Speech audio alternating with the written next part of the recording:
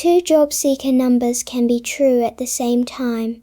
More people can move from a benefit into work, and more people can still be on the benefit. At first, that can look like politics trying to have it both ways. It is really a lesson in how New Zealand's welfare and labour market numbers work. In June 2026, JobSeeker numbers rose to more than 218,000. That was nearly 2,500 higher than a year earlier. At the same time, the government pointed to more people leaving a main benefit for work. In the year ending June 2026, 86,544 people moved from a main benefit into work. That was 5,772 more than in the year ending June 2025.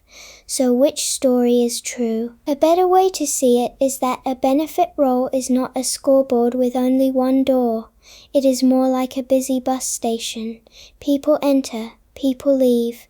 Some leave quickly, some stay longer because their barriers are harder. The total number at one moment depends on both flows. If more people find work, the exit door is moving. If even more people need support, or if people stay on support for longer, the room can still be more crowded.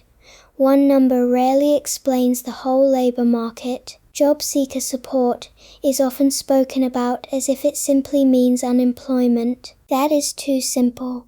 It is a weekly payment for people who are looking for work, and it can also support people who cannot work for a period because of a health condition, an injury, or a disability. Some recipients are out of paid work and searching.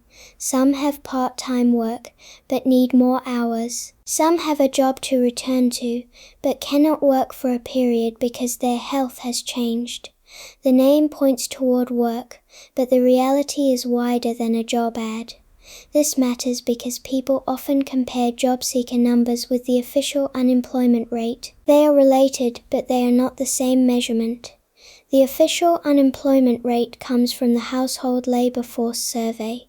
To be counted as unemployed in that survey, a person usually needs to be without a job, available to start work, and actively seeking work. In the March 2026 quarter, New Zealand's unemployment rate was 5.3%. That represented about 163,000 unemployed people. But JobSeeker counted more than 218,000 people in June. The gap is not a mistake, it is a clue. Some people on JobSeeker may not fit the survey definition of unemployed at that moment. They may be dealing with illness or injury. They may have some work but not enough. They may be moving through obligations, medical certificates, case management, or short-term changes in family life. New Zealand also measures underutilisation. That is a broader idea. It includes unemployed people, but also people who are part-time and want more hours, people who want a job and are available but are not actively looking, and people who are looking but cannot start right away. In the March 2026 quarter, the underutilisation rate was 12.9%, covering about 406,000 people. That number often feels closer to what households notice. A person can be employed and still short of hours. A parent can want work but not have childcare lined up. Someone can be recovering from injury and not yet ready for a normal week. A worker can send applications for months, while employers move slowly or choose someone with more experience. The benefit system sits inside all of that. It does not only respond to the number of jobs, it responds to the kind of jobs, the hours offered, the pay, the health of workers, the price of rent, the distance to work, and how quickly employers are willing to hire. This is how a government can point to exits into work and still face a larger role. It may be helping more people through one door, but economic pressure may be pushing more people through another. The opposite can also happen. If the role falls, that does not automatically mean everyone found secure work. Some people may have moved into study. Some may have partnered. Some may have reached another payment. Some may have lost eligibility. Some may have stopped engaging with the system. Good welfare analysis asks where people went, not only whether they disappeared from the count. For a household, the practical meaning is more personal. Job seeker is not only a political word on the radio, it is one of the ways New Zealand tries to keep income under people when work breaks.